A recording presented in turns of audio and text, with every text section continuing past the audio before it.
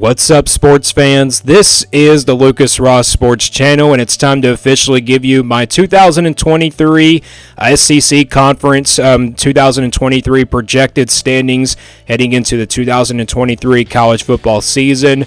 Basically, how this video is going to work, I'm going to give you the standings of the SEC standings for both the West and the East divisions for the SEC Conference. And these are going to be based off of those schedule preview and projected records that we did, in the early part of January and then, of course, to the end of March. We completed those schedule preview and projected record videos about a couple weeks ago. We went through the schedules and, gave each SEC team a projected record based on that schedule. And now we're going to see how the standings really came out to be with those projections. So that's how the video is going to work. We're going to do this for every single Power 5 conference. We'll do the SEC tomorrow. We'll do the ACC on Monday. And then we'll do, of course, the Big Ten on Tuesday. And then we'll have the Big 12 on Wednesday, and then Thursday we'll do the Pac-12. So that's how it's going to work here for these SEC standings. Let's get right into it here with my standings for the 2023 season, and of course the projections based on those schedule preview and projected record series. Let's go and start with the SEC West, and we'll start with this division. I expect this division to be wide open once again like it was last year. You had, three teams that were competing to, go to the SEC championship game. Alabama, LSU, and Ole Miss were those top three teams. Alabama comes in at number 1 here in the projection list. I projected them to go 11-1 and 7-1 in conference play. I really think Alabama does lose one game in the regular season. It could come, somewhere in the middle of October, maybe the, late part of November. Alabama does play Texas in the non-conference, but they do get that game at home. And mostly their teams that they lost to from last year, they do get them at home. Like, for example, LSU and Tennessee, both of those games are at home. They also get Ole Miss at home as well. But Alabama, I do really see them losing one game on that schedule. And their toughest road game is definitely that Texas A&M game, which is in the middle of October, and that could be a potential upset alert game there for Alabama. This is a team that, has to replace Bryce Young and Will Anderson both at their positions. And again, Alabama, I just at least see them losing one game. But I think they could still make it to the SEC title game, even though they've lost to, the Texas A&M Aggies. But as of right now, their projection comes out to be 11-1 for this Alabama team. LSU comes in here at number 2.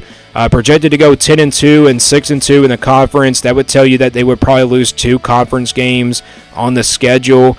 LSU, though, has to play Florida State in the non-conference, so maybe they are projected to go 9-3 perhaps. They did lose to that Florida State team last year. That game is in Orlando this season. I kind of expect LSU to be the second best team in the SEC once again this year, and also the SEC West team perhaps, but they also could potentially win it once again. They did it all last year, so I'm kind of expecting LSU to still run that table a little bit, but I do have them projected to go 10-2 in 2023 as of right now. The schedule will tell you that they do potentially lose 2 games on the schedule because, yes, they do play Alabama on the road this year, and that's going to be really tough. So LSU, I think, is projected to go 10-2 for 2023. Texas A&M projected to go 7-5 in 2023, 5-3 in conference play. And like I said, that game against Alabama, it could probably be their 5th win on the schedule in the SEC, but their schedule tells us that they would go 7-5. They do play Arkansas on a neutral field, so it's going to be really hard to tell if they win that game or not. But Texas A&M, they come in at 7-5, projected to go 7-5, and also 5-3 in conference play. But Texas A&M, there's a potential they could win 8 or 9 games on the schedule. But like I said, it's going to be really tough to tell what this Texas A&M team is going to look like heading into 2023. But they do have a lot of production coming back, so I'm kind of expecting them to be better than they were last year. And then Ole Miss comes in here at number 4. Projected to go 8-4 in 2023, 4-4 in conference play. The reason why the Aggies are ahead of the Rebels is because of the more wins in the SEC. Ole Miss, though, they do have a pretty tough schedule. They do play Tulane in the non-conference, also Georgia Tech, but their 4 losses could come in the SEC. They do play Georgia out of the East, and that's really a tough draw there outside the SEC West if you're an Ole Miss fan. And they also do play Vanderbilt, which they play Vanderbilt every single year.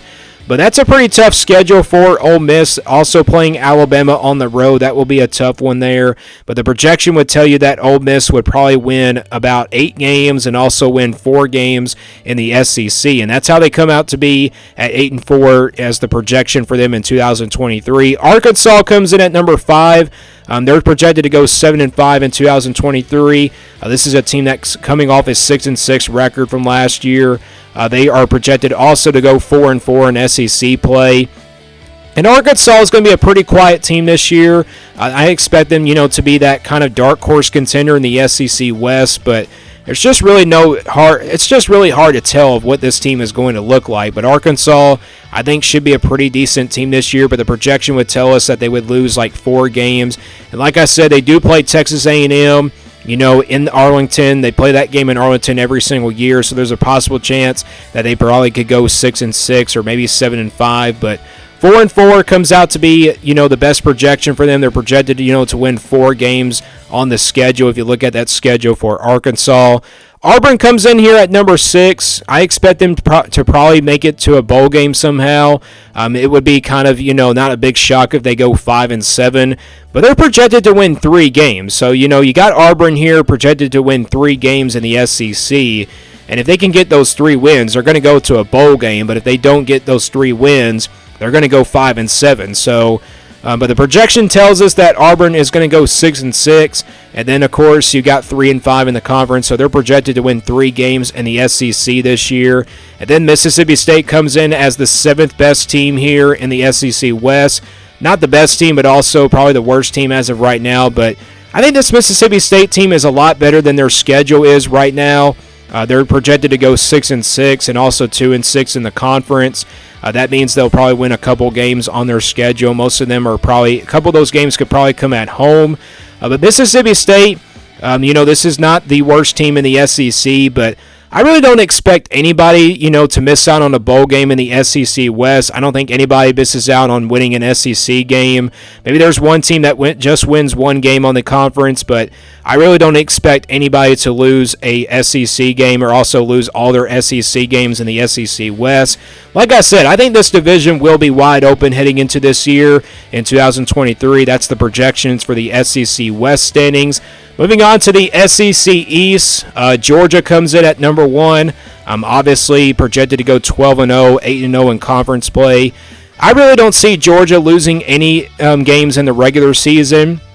Now, I will tell you that their toughest game on the schedule is definitely the road game against Tennessee. That I think they're projected to probably maybe lose that game, but I think they'll still be favorites.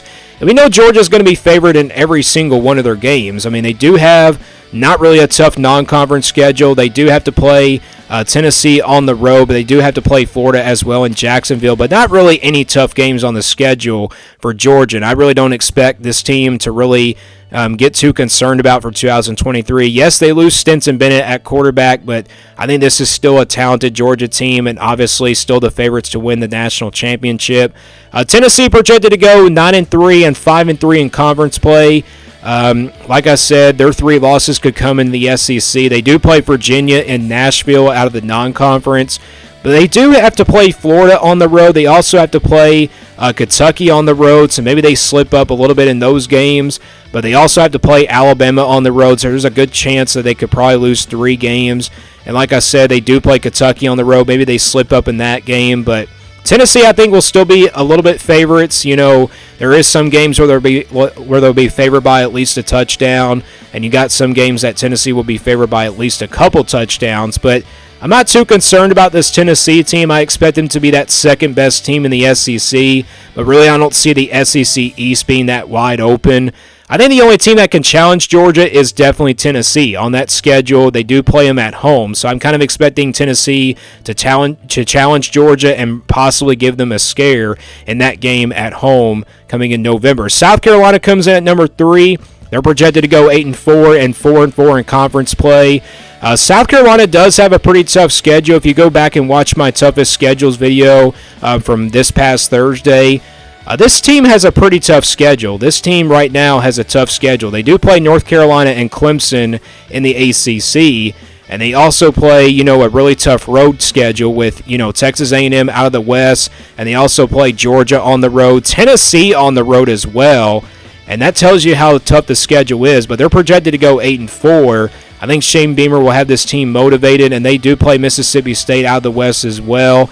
But their projection comes out to be at 8-4, and their 4 losses could come, to some SEC teams. And, of course, those losses could come maybe to a non-conference team like North Carolina and Clemson, for example. But South Carolina projected to go 8-4 in 2023. Florida comes in at number 4. I expect Florida to be that dark horse contender, but there's really no telling how good this Florida team will be in 2023. They're projected to go 6-6, 3-5 in conference play. Florida has a pretty tough schedule for 2023. They do play Utah out of the Pac-12, and then out of the SEC West, they do play LSU, which they play them every single year. That will be a road game, I think, for Florida. So that makes the schedule a lot tougher, and that's what makes their projected record really stand out to be at 6-6. But I have at least them, getting 3 wins in the SEC. They do get Tennessee at home. That's the good news there, but they do have to play Georgia and Jacksonville. That's what makes the schedule a lot tougher with LSU on there as well on the road. So Florida projected to go 6-6 and 3-5 in conference play. Missouri comes in at 6-6, projected to go 6-6. They also have a pretty tough schedule, and if you saw my toughest schedule video from this past Thursday, there were a lot of SEC teams on that list that had a pretty tough schedule. Missouri was one of them. Ole Miss ended up having the toughest schedule on that list. Missouri, though, projected to go 6-6. They do play Kansas State, Memphis in the non-conference. They also play LSU out of the West. So Missouri does have a pretty tough schedule. That's how their projection comes out to be 6-6. But I do have at least, as of right now, getting into a bowl game. But I only have them winning a couple games in the SEC. Kentucky comes in at number 6, projected to go 5-7. And also 2-6 in conference play. Their schedule is the reason why their projection comes out to be at 5-7. Their schedule is tough. Alabama out of the West, and you're talking about an Alabama team that you get at home, but out of the West. I mean, that's a tough draw there for Kentucky, a team that's just coming off a 7-6 record from last year. I kind of expect Kentucky to be better than this projection right now, but as of right now, they're only projected, in my opinion, to win 5 or 6 or 7 games on their schedule. They do play, they do play Tennessee at home. That's their best chance, but they do play Georgia on the road.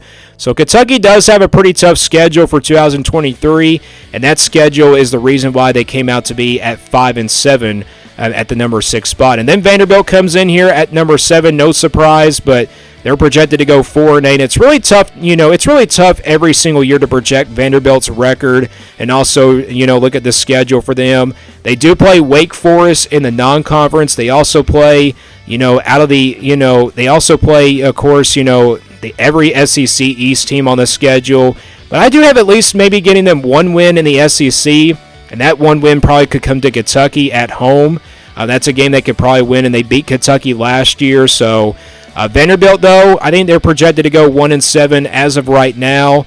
It's really going to be hard to tell what they're going to look like just yet. So Vanderbilt with a pretty tough schedule as well, it seems like every single year. So Vanderbilt, I have them projected to go 4-8 in 2023. And those are my official projected standings as of right now for the SEC Conference. That's how the projections came out to be when we based off of those schedule preview and projected record series. And like I said, we're going to give you all the Power 5 team projection lists for the standings. We'll do the ACC tomorrow. Tuesday we'll do the Big Ten. Wednesday we'll do the Big 12. And then, of course, on Thursday we'll do the Pac-12 to end things out. So we're starting with the SEC today. Let me guys know what you think about these projection standings. Do you agree or disagree with these projections for this upcoming season? And stay tuned here for more sports content on the Lucas Ross Sports Channel.